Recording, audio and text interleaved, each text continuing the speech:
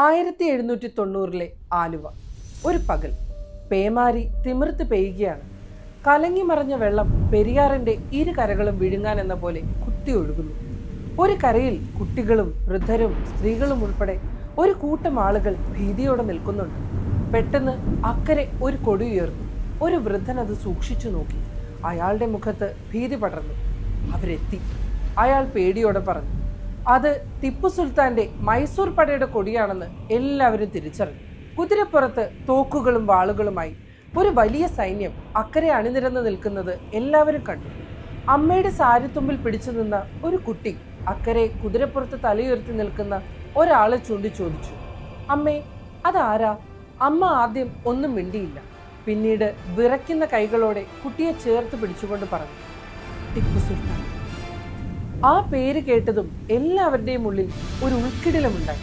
വാളുകൊണ്ടും വെടിമരുന്നുകൊണ്ടും Indian ചരിത്രം തിരുത്തി എഴുതിയ മൈസൂരിന്റെ സുൽത്താൻ, മൈസൂർ കടുവ, ഒരു കാലത്ത് കേരളക്കരയെ ഭീതിയുടെ മുൾമുനയിൽ നിർത്തിയ ചക്രവർത്തി ടിപ്പു സുൽത്താൻ.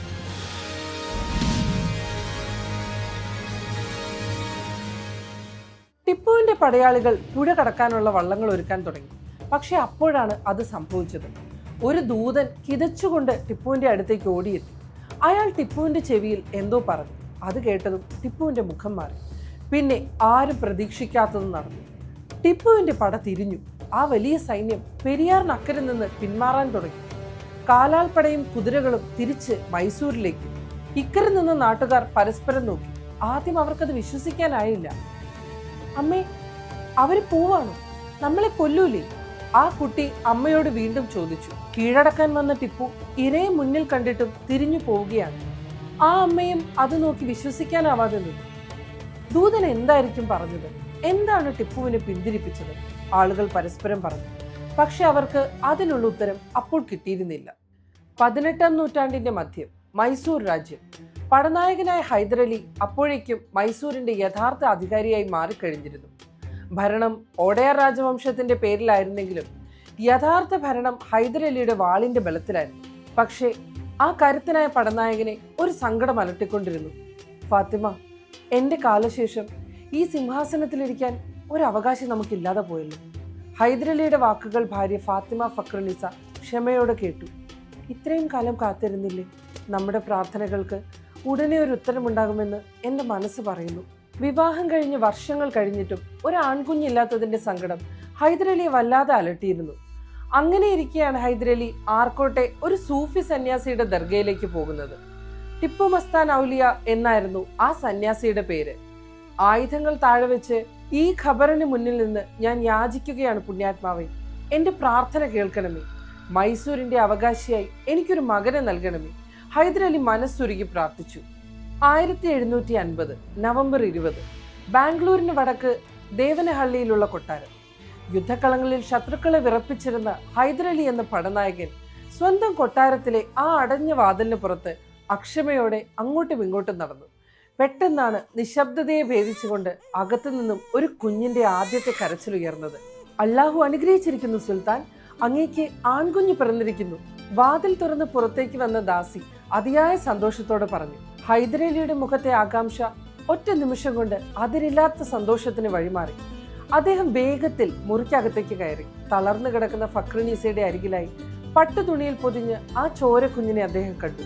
തന്റെ കരുത്തുറ്റ കൈകളിലേക്ക് കുഞ്ഞിനെ ഹൈദരാലി ഏറ്റുവാങ്ങി. എന്നിട്ട് ആവേശത്തോടെയും അതിലേറെ ഭക്തിയോടെയും പറഞ്ഞു, ആർക്കോട്ടെ ആ പുണ്യാത്മാവിന്റെ അനുഗ്രഹമാണ് ഈ കുഞ്ഞ്. എന്റെ പ്രാർത്ഥനകൾ കേട്ട അദ്ദേഹത്തോടുള്ള നന്ദിയായി ഈ കുഞ്ഞിനെ ഞാൻ ടിപ്പു എന്ന് വിളിക്കും. അങ്ങനെ ഹൈദരാലി തന്റെ മകന് ഫത്തേഹ് അലി ടിപ്പു എന്ന പേര് വിളിച്ചു. വർഷങ്ങൾ കഴിഞ്ഞുള്ള ഒരു പ്രഭാതം, ഹൈദരലിയുടെ കൊട്ടാരത്തിലെ ഫ്രഞ്ച് ഉദ്യോഗസ്ഥൻ ഉറക്കമുണർന്നു വന്നത് കാണുന്നത് പൊടിപടലം ഉയർത്തി ഒരു കുതിര പരിശീലന മൈതാനത്തിലൂടെ കുതിച്ചു പായുന്നതാണ്. അതിന്റെ പുറത്ത് 10 വയസ്സ് പോലും തികയാത്ത ഒരു കുട്ടിയും ഉണ്ടായിരുന്നു.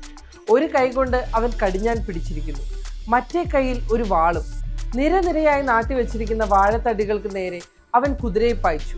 ഓരോന്നിനടുത്തെത്തുമ്പോഴും അവന്റെ വാൾ വായുവിൽ മിന്നി. തടികൾ ഓരോന്നോരോന്നായി മുറിഞ്ഞു വീണു. അവസാനത്തെ തടിയും മുറിച്ച് കുതിരയെ ഒറ്റ വലിക്ക് നിർത്തി. അവൻ കിതച്ചുകൊണ്ട് ചുറ്റും നോക്കി. അത് 10 വയസ്സുള്ള ടിപ്പുവായിരുന്നു. മറ്റു കുട്ടികൾ കളിച്ചു നടക്കേണ്ട പ്രായത്തിൽ ടിപ്പു പഠിച്ചത് കുതിരസവാരിയും വാൾപ്പയറ്റും വെടിവെപ്പുമായിരുന്നു. ഹൈദരലി തന്റെ മകനെ ഒരു സാധാരണ രാജകുമാരന്റെ സുഖ സൗകര്യങ്ങളിൽ വളർത്തിയില്ല. ഒരു യോദ്ധാവായി, ഒരു ഭരണാധികാരിയായി അയാൾ അവനെ വാർത്തെടുക്കുകയായിരുന്നു. ഈ പ്രായത്തിൽ ഇത്ര കൈത്തഴക്കമോ? അച്ചടക്കമുള്ള ഒരു സൈനികനെ പോലെയാണ് അവൻ കാര്യങ്ങൾ ചെയ്യുന്നത്, ഫ്രഞ്ചുകാരൻ അതിശയത്തോടെ പറഞ്ഞു. ഹൈദരലി ഒന്നും മിണ്ടിയില്ല. ആ മുഖത്ത് അഭിമാനത്തിന്റെ ചിരി വിരിഞ്ഞു. വിയർത്തൊലിച്ച് വാളും തൂക്കി ടിപ്പു ഉപ്പയുടെ അടുത്തേക്ക് നടന്നു വന്നു. ഉപ്പ, എനിക്ക് അങ്ങേപ്പോലെ ഒരു വലിയ പടനായകനാകണം, അവൻ കിതപ്പോടെ പറഞ്ഞു. ഹൈദരലി കുനിഞ്ഞ് മകന്റെ തോളിൽ കൈവച്ചു. തീർച്ചയായും നീ ആകും. പക്ഷേ ഒരു ഭരണാധികാരിക്ക് വാളും കുതിരയും മാത്രം പോരാ, അറിവും കൂടി വേണം. അറിവിന്റെ കാര്യത്തിൽ ഹൈദരലിക്ക് വലിയ നിർബന്ധമുണ്ടായിരുന്നു. ഖുറാനോടൊപ്പം ഉറുദു, പേർഷ്യൻ, അറബി, കന്നഡ എന്നീ ഭാഷകളും മകനെ പഠിപ്പിക്കാൻ നാട്ടിലെ ഏറ്റവും പ്രഗത്ഭരായ ഗുരുക്കന്മാരെ അയാൾ കൊട്ടാരത്തിലെത്തിച്ചു. ടിപ്പുവിനന്ന് വെറും 15 വയസ്സ്. ഒന്നാം ആംഗ്ലോ മൈസൂർ യുദ്ധം. ബ്രിട്ടീഷുകാർക്കെതിരെ അച്ഛനോടൊപ്പം ആ പയ്യൻ ആദ്യമായി പടക്കളത്തിലിറങ്ങി. പോരാളികളുടെ നിലവിളികളും മരണവുമൊക്കെ അവൻ കൂടാരത്തിലിരുന്നു കൊണ്ട് നേരിട്ട് അനുഭവിച്ചു. യുദ്ധത്തിന്റെ യഥാർത്ഥ മുഖം ടിപ്പു ഒന്ന് നേരിട്ട് കണ്ടു. പിറ്റേ വർഷം ടിപ്പുവിന് 16-17 വയസ്സുള്ളപ്പോൾ ഹൈദരലി ഒരു പ്രഖ്യാപനം നടത്തി. ഒരു കുതിരപ്പടയുടെ കമാൻഡറായി ടിപ്പു ഇറങ്ങട്ടെ. മറ്റുദ്യോഗസ്ഥർ അമ്പരന്നു. പക്ഷേ ഹൈദരലിക്ക് അവന്റെ കാര്യത്തിൽ സംശയമൊന്നും ഉണ്ടായിരുന്നില്ല. അങ്ങനെ കർണാട്ടിക് ആക്രമണത്തിന് ടിപ്പു എന്ന കൗമാരക്കാരൻ നേതൃത്വം നൽകി. പുലരുന്നതിന് മുൻപ് മഞ്ഞിന്റെ മറവിൽ ശത്രുവിന്റെ പാളയത്തിന് നേരെ ടിപ്പുവിന്റെ കുതിരപ്പട പാഞ്ഞു. കൂടെയുള്ള മുതിർന്ന പടനായകർ പോലും ആ പയ്യന്റെ ധൈര്യം കണ്ട് അമ്പരുന്നു. ശത്രു ഉണരുന്നതിന് മുൻപ് നമ്മൾ അവരുടെ അടുത്തെത്തണം, കുതിരപ്പുറത്ത് നിന്ന് ടിപ്പു വിളിച്ചു പറഞ്ഞു. പക്ഷെ കുമാര, അവർ എണ്ണത്തിൽ നമ്മളെക്കാൾ കൂടുതലാണ്, ഒരു പടനായകൻ പറഞ്ഞു. എണ്ണമല്ല യുദ്ധം ജയിക്കുന്നത്, വേഗതയാണ്. ടിപ്പു വാളുയർത്തി മഞ്ഞ് വിട്ടുമാറും മുൻപേ ശത്രുപാളയം അവർ ആക്രമിച്ചു. കാര്യമായി ചെറുത്തു നിൽക്കാൻ പോലും കഴിയാതെ ശത്രുക്കൾ വീണു. ആ ധൈര്യം കണ്ട് ഹൈദരാലിക്ക് ഉറപ്പായി ടിപ്പു തന്റെ പിൻഗാമി തന്നെയാണ്. പക്ഷേ 1767 ടിപ്പുവിന് മറക്കാൻ പറ്റാത്ത ഒരു സംഭവം നടന്നു. മറാത്ത സാമ്രാജ്യത്തിലെ മാധവറാവു പേഷ്വയുടെ സൈന്യം മൈസൂരിന്റെ തലസ്ഥാനമായ ശ്രീരംഗപട്ടണം വരെ ഇരച്ചു കയറി. ഹൈദരലിയെയും ടിപ്പുവിനെയും അയാൾ തോൽപ്പിച്ചു. തോൽവിയുടെ കയ്പ് ടിപ്പു അന്ന് ആദ്യമായി രുചിച്ചു. യുദ്ധത്തിൽ പരാജയപ്പെട്ടതോടെ ഗത്യന്തരമില്ലാതെ ഹൈദരലിക്ക് മറാത്തരുമായി സമാധാന ഉടമ്പടിക്ക് തയ്യാറാകേണ്ടി വന്നു. കപ്പമായും നഷ്ടപരിഹാരമായും വലിയൊരു തുക മാധവറാവുവിന് നൽകാൻ ഹൈദരലി നിർബന്ധിതനായി. കൂടാതെ മൈസൂരിന്റെ അധീനതയിലുണ്ടായിരുന്ന നിരവധി സുപ്രധാന കോട്ടകളും പ്രദേശങ്ങളും മറാത്തകൾക്ക് വിട്ടുകൊടുക്കേണ്ടിയും വന്നു. തങ്ങൾക്ക് അനുകൂലമായ ഉടമ്പടി നേടിയെടുത്തതോടെ മാധവറാവു പേഷ്വ തന്റെ സൈന്യവുമായി പൂനെയിലേക്ക് മടങ്ങി. ആ അനുഭവം പിന്നീട് ടിപ്പുവിനെ തോൽവി സമ്മതിക്കാത്ത ഒരു യോദ്ധാവാക്കി മാറ്റുകയായിരുന്നു. ടിപ്പുവിന്റെ വളർച്ചയുടെ ഘട്ടത്തിൽ ഹൈദരലിയുടെ കണ്ണ് പടിഞ്ഞാറോട്ട് നീണ്ടു. പശ്ചിമഘട്ടത്തിനപ്പുറം അറബിക്കടലിന്റെ തീരത്ത് ഒരു സമ്പന്ന ഭൂമി, മലബാർ. കുരുമുളകും ഏലവും ചന്ദനവും യൂറോപ്യൻ കപ്പലുകൾ സ്വർണം കൊടുത്ത് വാങ്ങിക്കൊണ്ടു പോകുന്ന സമ്പത്ത്. ആ സമ്പത്ത് എന്നെ വല്ലാതെ മോഹിപ്പിക്കുന്നു. മലബാർ കീഴടക്കണമെന്ന് ഹൈദരലിക്ക് തോന്നിത്തുടങ്ങി. ഹൈദരലി മലബാറിലേക്ക് പട നയിച്ചു. ഹൈദരലിയുടെ പടയോട്ടത്തിൽ യുവാവായ ടിപ്പുവും കൂടെയുണ്ടായിരുന്നു. അങ്ങനെ ചുരങ്ങൾ കടന്ന് മൈസൂർ സൈന്യം മലബാറിലേക്ക് ഇറങ്ങി. ചെറുത്തു നിൽക്കാൻ പറ്റാതെ ചെറുകിട നാടുവാഴികൾ ഓരോരുത്തരായി കീഴടങ്ങി തുടങ്ങി. കീഴടങ്ങാത്തവർ കൊല്ലപ്പെട്ടു. പക്ഷേ മൈസൂരിന്റെ ആനപ്പടയ്ക്ക് മുൻപിൽ തലകുനിക്കാൻ തയ്യാറാവാത്ത ഒരാളുണ്ടായിരുന്നു. അയാൾ ഹൈദരലിക്ക് തലവേദനയായി. നമ്മളെ അനുസരിക്കാതിരിക്കാൻ മാത്രം ആർക്കാ ധൈര്യം? ഹൈദരാലി ദേഷ്യത്തോടെ അലറി. വടക്കേ മലബാറിൽ കോട്ടയം എന്ന നാട്ടുരാജ്യത്തെ ചെറുപ്പക്കാരനായ ഒരു രാജാവാണ് അങ്ങുന്നേ. പേര് കേരളവർമ്മ പഴശ്ശിരാജ. സേനാനായകൻ പറഞ്ഞതും ഹൈദരാലിയുടെ മുഖം ചുവന്നു. പഴശ്ശിരാജ എന്ന പേര് അയാൾ ആദ്യമായി കേട്ടു. പഴശ്ശി മൈസൂർ രാജ്യത്തിന്റെ കണ്ണിലെ കരടായത് അന്നു മുതലാണ്.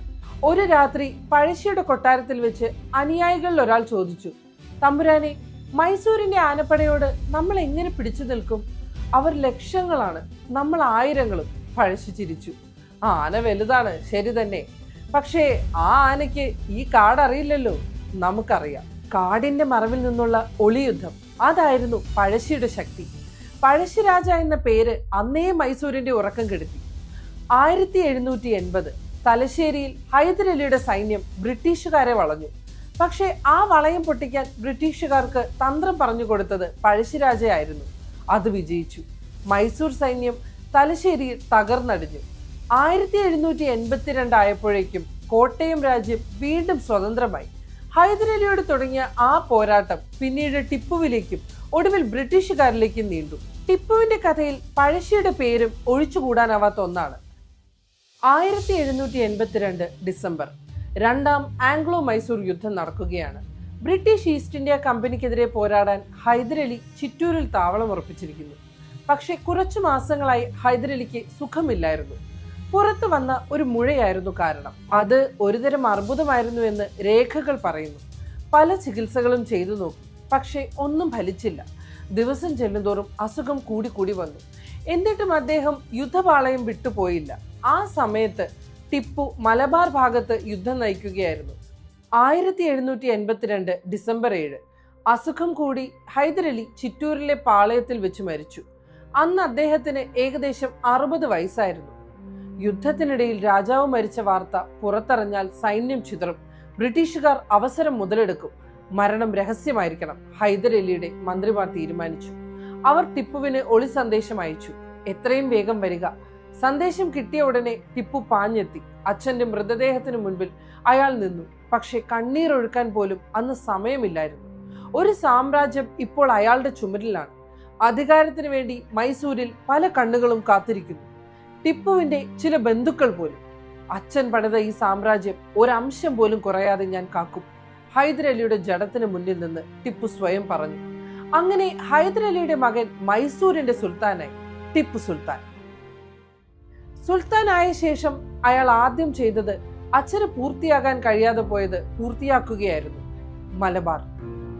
1788 ടിപ്പു സുൽത്താൻ വീണ്ടും മലബാറിലേക്ക് തിരിഞ്ഞു. ഇത്തവണ അച്ഛന്റെ നിഴലിലല്ല, സ്വന്തം സാമ്രാജ്യത്തിന്റെ സുൽത്താനായി. ടിപ്പുവിന്റെ പട അന്നത്തെ ലോകം കണ്ട ഏറ്റവും ആധുനിക സൈന്യങ്ങളിലൊന്നായിരുന്നു. ഫ്രഞ്ച് ഓഫീസർമാർ പരിശീലിപ്പിച്ച പട, ഇരുമ്പ് കൊണ്ടുള്ള റോക്കറ്റുകൾ, ആകാശത്ത് തീ പെയ്ച്ച് ശത്രുവിന്റെ നെഞ്ചിലേക്ക് വീഴുന്ന ആയുധം. പിന്നീട് ബ്രിട്ടീഷുകാർ പോലും അത് മാതൃകയാക്കി ആയുധങ്ങൾ നിർമ്മിച്ചിരുന്നു. മൈസൂരിനെ ഒരു ആധുനിക രാജ്യമാക്കാൻ ടിപ്പു ശ്രമിച്ചിരുന്നു. പുതിയ നാണയം, പുതിയ കലണ്ടർ, പുതിയ നികുതി വ്യവസ്ഥ, വികസനങ്ങൾ സ്വപ്നം കണ്ട ഒരു ഭരണാധികാരി കൂടിയായിരുന്നു അയാൾ. പക്ഷേ അതേ മനുഷ്യൻ പടയോട്ടത്തിന്റെ വഴികളിൽ മറ്റൊരു മുഖം കാണിച്ചു. താമരശ്ശേരി ചുരം കടന്ന് ടിപ്പുവിന്റെ പട മലബാറിലേക്ക് നടന്നു. പക്ഷേ വടക്കേ മലബാറിലെ രാജാക്കന്മാർ സ്വാതന്ത്ര്യം പ്രഖ്യാപിച്ച് മൈസൂരിനെതിരെ തിരിഞ്ഞു. അത് ടിപ്പുവിന്റെ കോപം ആളിക്കത്തിച്ചു. അയാളുടെ പട കടത്തനാട് കത്തിച്ചു. കോലത്തിരി രാജവംശത്തിലെ ഒരു രാജകുമാരൻ രക്ഷപ്പെടാൻ ശ്രമിക്കുന്നതിനിടെ കൊല്ലപ്പെട്ടു. ആ മൃതദേഹം ഒരു മരത്തിൽ കെട്ടിത്തൂക്കി എന്ന് പറയപ്പെടുന്നു. ടിപ്പുവിന്റെ പടയോട്ടത്തിൽ മലബാർ വിറച്ചു. പക്ഷെ ടിപ്പുവിന് ഒരു കാര്യം നന്നായി അറിയാമായിരുന്നു. വാളുകൊണ്ട് മാത്രം ഈ നാട് അടക്കി വാഴാനാവില്ല. അതിന് ബന്ധങ്ങൾ വേണം, സഖ്യങ്ങൾ വേണം. അതിന് ഞാനൊരു വഴി കണ്ടുപിടിച്ചിട്ടുണ്ട്. ടിപ്പു തന്ത്രങ്ങൾ മെനഞ്ഞു. അങ്ങനെയാണ് ആ പടയോട്ടത്തിനിടയിൽ ടിപ്പു ഒരു വിവാഹം ആലോചിക്കുന്നത്. തന്റെ മകന്റെ വിവാഹം. 1789 കണ്ണൂർ. അറബിക്കടലിന്റെ തീരത്തെ അറക്കൽ കൊട്ടാരം. കേരളത്തിലെ ഒരേ ഒരു മുസ്ലിം രാജവംശമായിരുന്നു അറക്കൽ. അന്ന് ആ രാജ്യം ഭരിച്ചിരുന്നത് ഒരു സ്ത്രീയാണ്, അറക്കൽ ബീവി. അറക്കലിൽ ഭരണാധികാരി സ്ത്രീയായാൽ അറക്കൽ ബീവി എന്നും പുരുഷനായാൽ അലി രാജ എന്നും വിളിച്ചിരുന്നു. അറക്കലുമായൊരു ബന്ധം, അത് മലബാറിൽ എന്റെ വേരുറപ്പിക്കും. കടലിന്റെ അധിപരായ അറക്കലും വടക്കേ മലബാറിലെ മാപ്പിളമാരും കൂടെ വന്നാൽ എന്റെ ശക്തി ഇരട്ടിക്കും. ടിപ്പു തന്റെ പദ്ധതി മനസ്സിൽ കണ്ടു. അങ്ങനെ ടിപ്പുവിന്റെ മകൻ അബ്ദുൾ ഖാലിഖിന്റെ വിവാഹം അറക്കൽ ബീവിയുടെ മകളുമായി നിശ്ചയിച്ചു. അങ്ങനെ ടിപ്പു സ്വയം കണ്ണൂരിലെത്തി. കണ്ണൂർ ഒരുങ്ങി. അറക്കൽ കൊട്ടാരം 1000 വിളക്കുകളാൽ പ്രകാശിച്ചു. നാദസ്വരവും കുഴൽവിളിയും.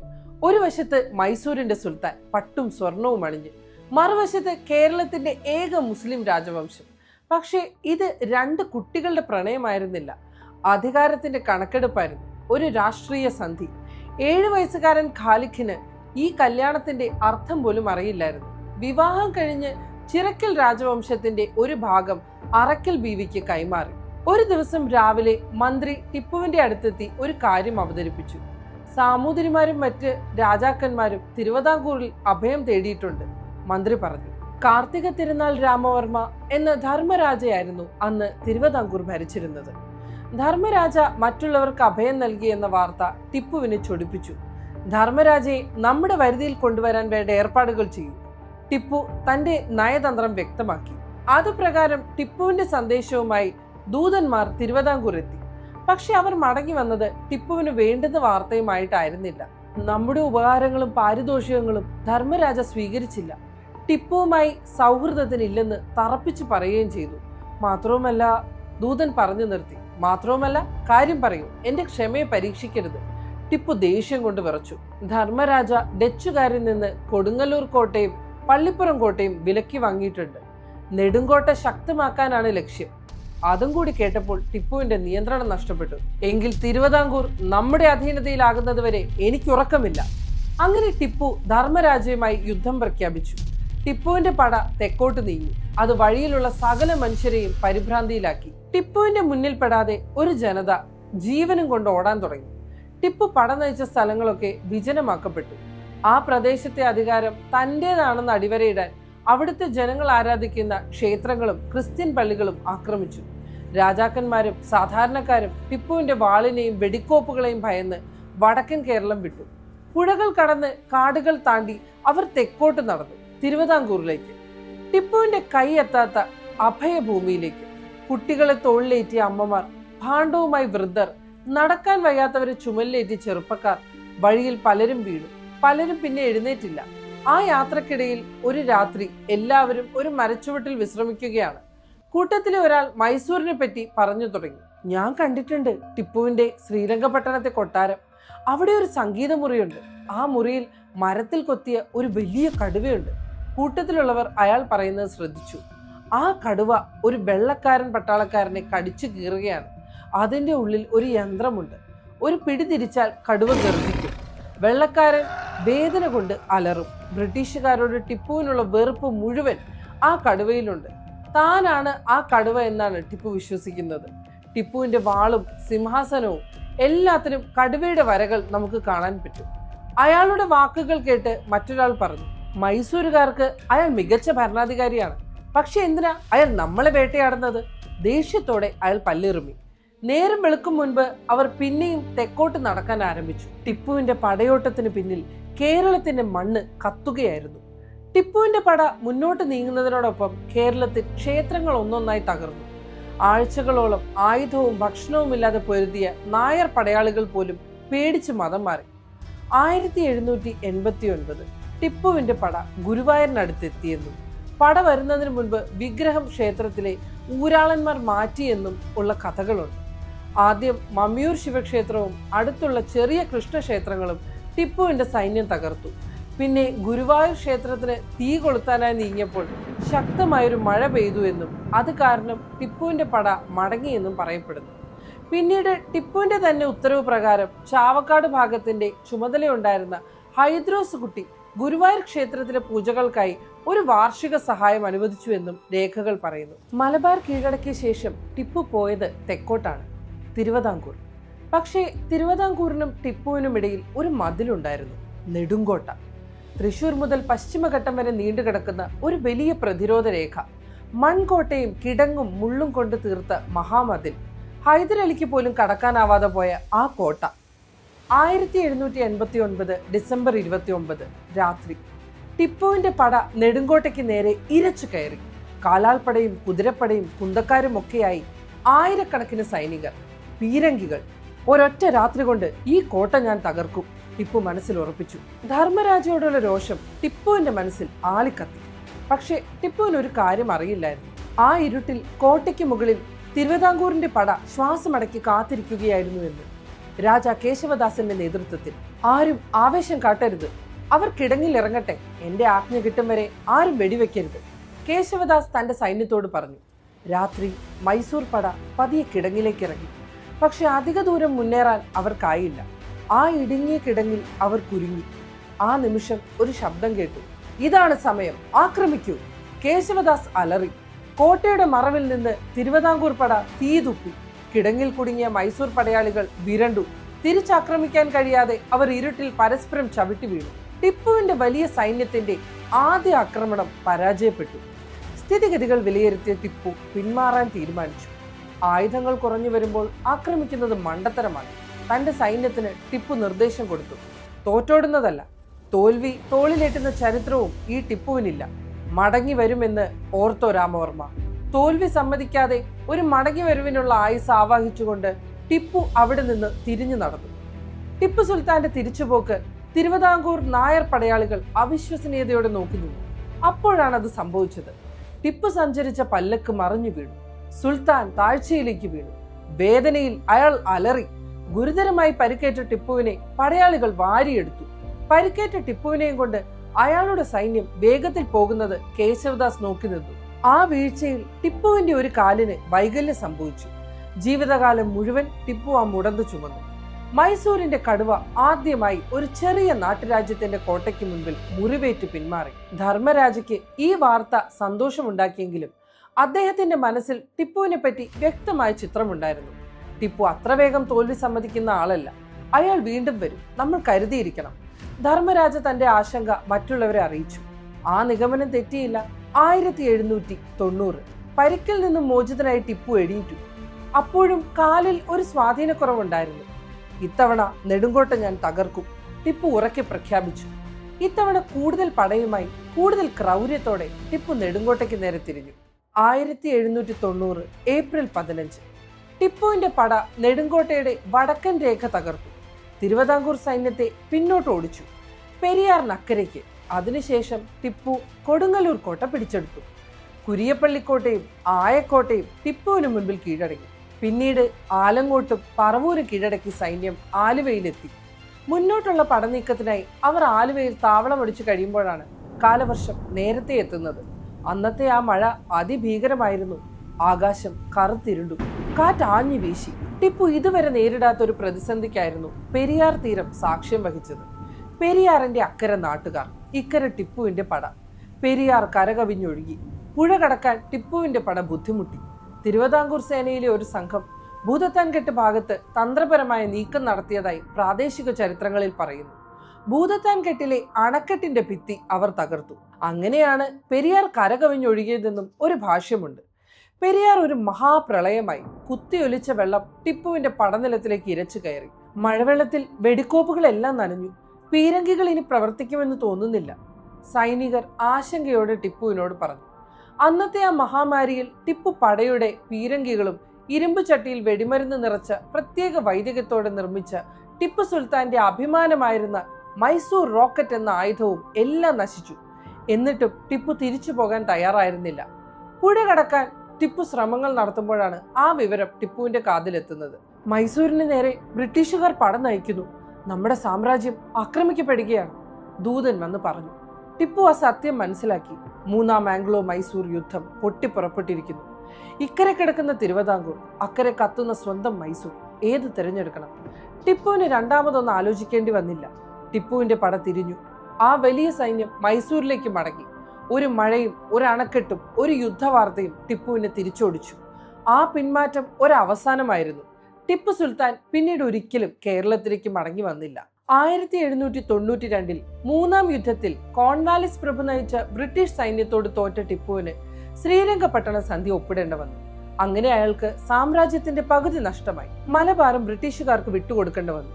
അത് മാത്രമല്ല, സന്ധിയുടെ ഉറപ്പിന് ടിപ്പുവിന് സ്വന്തം മക്കളെ വരെ ബ്രിട്ടീഷുകാർക്ക് പണയം നൽകേണ്ടിയും വന്നു. 1799 ശ്രീരംഗപട്ടണം. മൂന്നാം യുദ്ധത്തിൽ പകുതി സാമ്രാജ്യം നഷ്ടപ്പെട്ട ടിപ്പു ഒറ്റപ്പെട്ടു കഴിഞ്ഞിരുന്നു. ബ്രിട്ടീഷുകാർ ഹൈദരാബാദ് നിസാമിനെയും മറാത്തിനെയും കൂട്ടി മൈസൂരിന് നേരെ ഒരു അവസാന ആക്രമണത്തിനൊരുങ്ങി. നാലാം ആംഗ്ലോ മൈസൂർ യുദ്ധം. 1799 ഏപ്രിൽ ജനറൽ ഡേവിഡ് ബെയ്ഡന്റെ നേതൃത്വത്തിൽ ബ്രിട്ടീഷ് പട ശ്രീരംഗപട്ടണം കോട്ടയെ വളഞ്ഞു. പക്ഷേ ടിപ്പുവിന്റെ കോട്ട ഭേദിക്കാൻ എളുപ്പമായിരുന്നില്ല. ദിവസങ്ങളോളം യുദ്ധം നീണ്ടു. പക്ഷെ കോട്ടയ്ക്ക് പുറത്തെ ശത്രു മാത്രമായിരുന്നില്ല പ്രശ്നം. കോട്ടയ്ക്കുള്ളിൽ ഒരു ചതി ഒളിച്ചിരുന്നു. ടിപ്പുവിന്റെ പ്രധാനമന്ത്രി മീർ സാദിഖിനെ ബ്രിട്ടീഷുകാർ വിലക്കെടുത്തിരുന്നു. ആക്രമണത്തിന്റെ സമയം. പട്ടാളക്കാർ ഭക്ഷണത്തിന് പിരിയുന്ന ഉച്ചനേരം. അയാൾ ടിപ്പുവിനെ ബ്രിട്ടീഷുകാർക്ക് ഒറ്റിക്കൊടുത്തു. 1799 മെയ് 4 ഉച്ച. ദിവസങ്ങളായി ശ്രീരംഗപട്ടണം കോട്ട ബ്രിട്ടീഷ് പീരങ്കി ആക്രമണത്തിന്റെ നിഴലിലായിരുന്നു. ഒടുവിൽ ഒരു പീരങ്കിയുണ്ട കോട്ട മതിലിൽ ഒരു വിള്ളലുണ്ടാക്കി. അതിലൂടെ ബ്രിട്ടീഷ് പട അകത്തേക്ക് ഇരച്ചു കയറി. ടിപ്പു അപ്പോൾ ഭക്ഷണം കഴിക്കുകയായിരുന്നു. കോട്ട വീണു എന്ന വാർത്ത കേട്ട് അയാൾ ചാടിയെണീറ്റു. വാളും തോക്കും എടുത്ത് മുടന്നുള്ള കാലുമായി ടിപ്പു കോട്ടയ്ക്ക് നേരെ പാഞ്ഞു. 1799 ജനുവരി 15 രാത്രി. ടിപ്പു കോട്ടമതിലിലേക്ക് പാഞ്ഞു. ചുറ്റും പുകയും വെടിയൊച്ചയും നിലവിളിയും. ആ പുകയ്ക്കിടയിലേക്ക് ഒരു തരി പോലും ഭയമില്ലാതെ അയാൾ എടുത്തു ചാടി. ഭൃത്യന്മാർ കൊടുക്കുന്ന തോക്കുകൾ ഓരോന്നായി നിറച്ച് ഒരു വേട്ടക്കാരന്റെ ശാന്തതയോടെ ടിപ്പു പൊരുതി. അയാളുടെ ഓരോ വെടിക്കും ഒരു ബ്രിട്ടീഷ് പട്ടാളക്കാരൻ വീണു. പക്ഷെ അവർ ഉറുമ്പുകളെ പോലെ പെരുകി വന്നു. ടിപ്പുവിന്റെ പടയാളികൾ ഓരോരുത്തരായി വീണുകൊണ്ടിരുന്നു. എന്നിട്ടും ടിപ്പു ഒരടി പിന്നോട്ട് പോയില്ല. അയാൾ പൊരുതിക്കൊണ്ടേയിരുന്നു. അപ്പോൾ വിശ്വസ്തനായ ഒരു പടയാളി കിതച്ചുകൊണ്ട് അയാളുടെ അടുത്തെത്തി. സുൽത്താൻ, കോട്ട വീണു, ബ്രിട്ടീഷുകാർ അകത്ത് കടന്നു, ഇവിടെ നിന്ന് രക്ഷപ്പെടും. ടിപ്പു അയാളെ ഒന്ന് നോക്കി. ആ കണ്ണുകളിൽ ഭയത്തിന്റെ ഒരു കണിക പോലും ഇല്ലായിരുന്നു. ഓടി രക്ഷപ്പെട്ട രാജാവിനെ ചരിത്രം ഓർക്കില്ല. പൊരുതി വീണൊരു യോദ്ധാവിനെ അതൊരിക്കലും മറക്കുകയുമില്ല. ഒരാടായി 100 കൊല്ലം ജീവിക്കുന്നതിനേക്കാൾ നല്ലത് ഒരു കടുവയായി ഒരു ദിവസം ജീവിച്ച് മരിക്കുന്നതാണ്. അത്രയും പറഞ്ഞ് ടിപ്പു വീണ്ടും തോക്ക് നിറച്ചു. അപ്പോഴേക്കും കോട്ടയുടെ വാട്ടർ ഗേറ്റിന് സമീപം ആ ഇടുങ്ങിയ വഴിയിൽ പട്ടാളക്കാർ അങ്ങോട്ടും ഇങ്ങോട്ടും രക്ഷപ്പെടാൻ പരക്കം പായുകയായിരുന്നു. അതിനു നേരെ ബ്രിട്ടീഷ് സൈന്യം വെടിവെച്ചു. പേടിച്ചോടുന്ന സ്വന്തം പടയാളികളുടെ ഇടയിൽപ്പെട്ട് ടിപ്പുവിന് വെടിയുതിർക്കാനായില്ല. അതിനിടയിൽ ഒരു ബ്രിട്ടീഷ് സൈനികൻ ഓടുന്ന പടയാളികളെ നോക്കി വെടിയുതിർത്തു. അയാളുടെ തോക്കിൽ നിന്ന് തെറിച്ച വെടിയുണ്ട ടിപ്പുവിന്റെ ദേഹത്ത് പതിച്ചു. ചോരയൊലിക്കുന്ന ദേഹവുമായി ടിപ്പു ആ വഴിയിൽ വീണു.